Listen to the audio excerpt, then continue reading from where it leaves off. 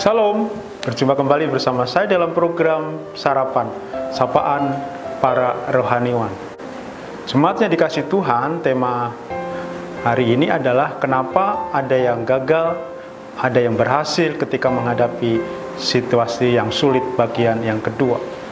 Seperti yang sudah saya sampaikan di bagian pertama, di mana saat ini kita menghadapi yang namanya long pandemi COVID-19, dan banyak orang yang terpengaruh, banyak orang yang terdampak, dimulai dari kesehatan sampai ke seluruh aspek kehidupan kita.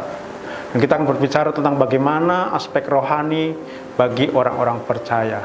Dan kita melihat banyak orang yang sudah mulai ragu, takut, khawatir, dan bahkan undur diri. Ya. Oleh sebab itu, mengapa banyak orang yang gagal? Yang kedua, yang saya sampaikan bagian kedua adalah karena mereka tidak mau mempertahankan iman. Saya akan membacakan di dalam surat Yudas pasal pertama ayat yang ketiga. Saudara-saudaraku yang kekasih, sementara aku bersungguh-sungguh berusaha menulis kepada kamu tentang keselamatan kita bersama, aku merasa terdorong untuk menulis ini kepada kamu dan menasihati kamu, supaya kamu tetap berjuang untuk mempertahankan iman yang telah disampaikan kepada orang-orang kudus. Saya akan sharing bercerita tentang bagaimana bulan Juli adalah bulan bagi saya adalah uji nyali, yaitu uji nyawa dan iman. Karena di mana pada bulan Juli itu kami sekeluarga kena COVID-19. Yaitu saya, anak saya yang kedua, dan istri. Puji Tuhan, anak saya yang pertama dan ibu saya tidak kena COVID. Tidak sama dengan orang yang mengalami COVID-19. Di minggu pertama, di hari pertama sampai hari ke-7 itu tidak terjadi masalah atau dampak yang terlalu parah. Tapi ketika melewati minggu yang kedua itu menjadi sangat parah bagi saya, karena saya mengalami sesak napas, badan lemas, tidak mau makan, dan bagaimana saya harus mengurus istri saya, mengurus anak saya, baik yang sekolah maupun yang sakit, saya mengurus ibu saya.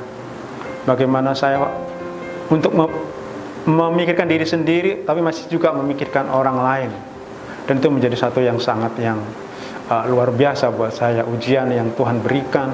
Karena dalam kondisi seperti itu kami harus memikirkan hal-hal yang lain.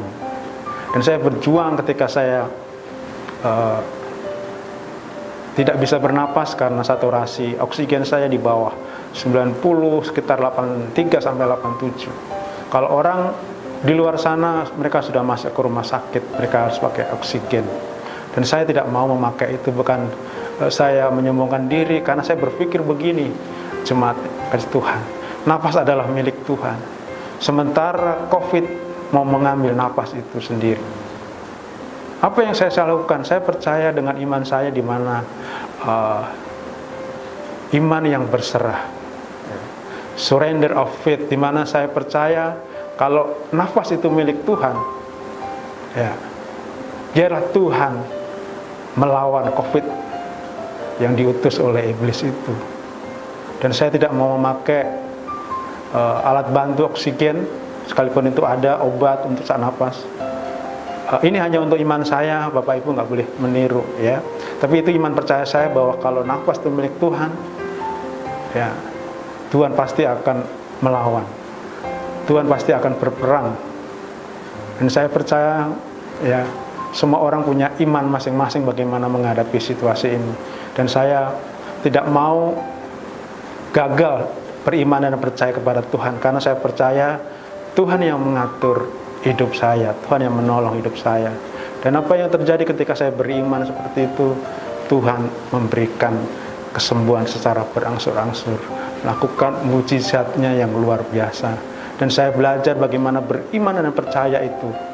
Bukan berarti saya mengecilkan mereka, orang yang di sana yang dipanggil Tuhan karena COVID, tapi itulah iman saya yang buat saya pribadi, saya harus mempertahankan apa yang saya imani dan percaya itu sendiri. Karena saya percaya bahwa nafas adalah milik Tuhan, dan Tuhan Engkau menolong di dalam masalah yang saya hadapi ini, dalam situasi yang sangat sulit.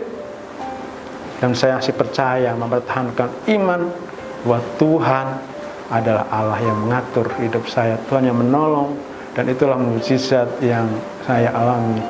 Dan saya percaya setiap kita juga punya pergumulan yang sama bagaimana mempertahankan iman itu. Sebab kita harus sungguh-sungguh mempercayai iman itu. Selamat mempertahankan iman. Demikianlah renungan sarapan pagi ini. Selamat beraktivitas. Tuhan Yesus memberkati. Amin.